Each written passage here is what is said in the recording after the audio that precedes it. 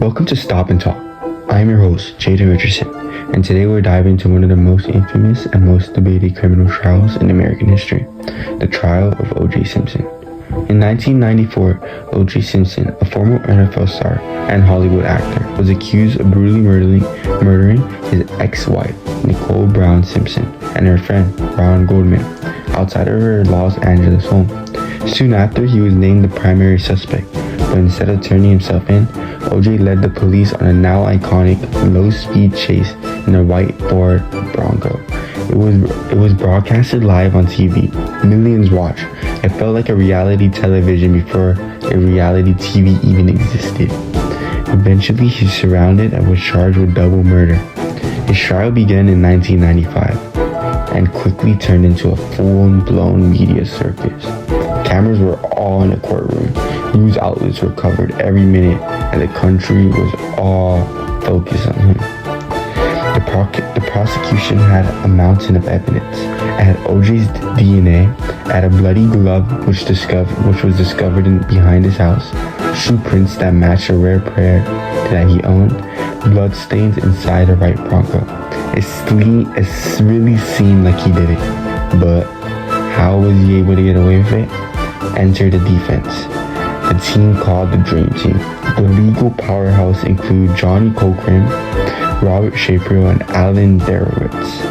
Instead of just responding to the evidence, they shifted the narrative entirely, arguing that this wasn't just a murder trial, but this was about racism, corruption, and police misconduct.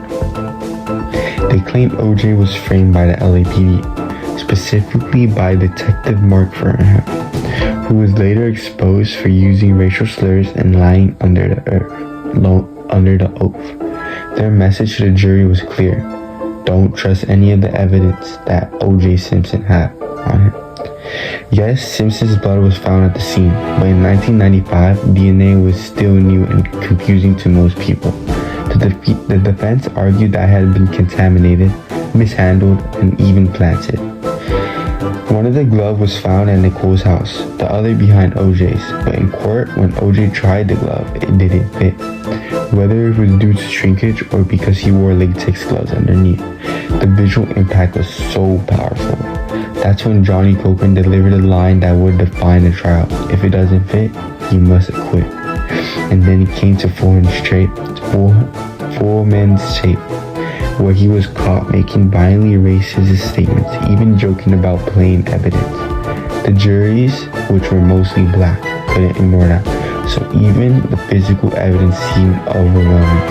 The doubt was louder. This wasn't just a court case though, it was on a national event.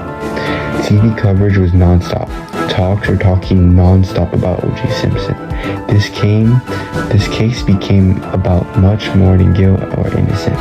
It became a story about celebrity, race, American justice, and the country was divided. Many white Americans believed that he was clearly the guilty, and many black Americans saw him as a victim of the racial justice system. This divide didn't appear out of nowhere. Just a few years earlier, the Rodney King beating and LA riots had exposed deep cracks in the public trust. For some, O.J.'s acquittal felt like payback. For others, it felt like justice had failed. These are connections to the O.J. Simpson case. One of my connections is 12 Angry Men. This play showed us personal bias can shape a verdict. In O.J.'s trial, the defense didn't have too much to prove that O.J. was innocent, just that the police might be lying. Once that Detective Foram racism was revealed, the entire case was tainted. Jurors later said they didn't trust the evidence, even the DNA, which was in the glove. They also felt the prosecution came across as arrogant and failed to explain the science clearly. Meanwhile, the defense told a clear, emotional story. But the story was really only that LAPD was corrupt and that the evidence was planted. And off that, the narrative won.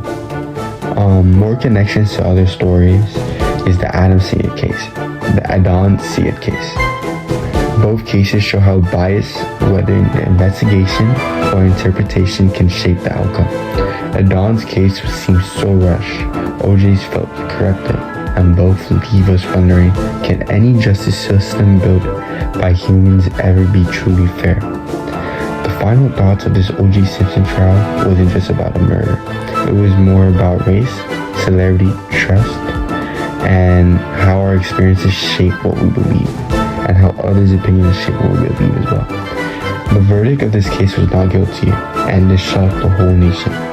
People don't always believe people don't always believe evidence, but they believe stories, and that's what affects people's outcomes on what they think. A reflection to this is that, can a trial ever be free of bias? And in my opinion, no. A trial can never be free of bias. There's always going to be different opinions to a trial. But there could be a fair justice system. There could be fair jurors. There could be fair evidence. And that's all that matters. Well, today will be the end of my podcast, and thank you for tuning in. I hope this episode gave you something deeper to think about, whether it's justice, truth, or how much we can make up in our minds. Until next time, guys, peace. Jump out.